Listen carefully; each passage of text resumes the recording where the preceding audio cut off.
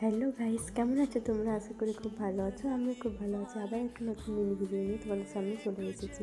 তো আগের দিনের ভিডিওটা খুব ভালোবাসা পেয়েছিলাম, তাই জন্য আবার একটা নতুন মিনি ভিডিও তোমাদের জন্য নিয়ে এলাম। তো সেদিন আমাদের কিছুদিন আগেই আমাদের একটা নতুন সুপার মার্কেট লঞ্চ হয়েছিল, তো সেটার ওপেনিংও হয়ে গেছিলো।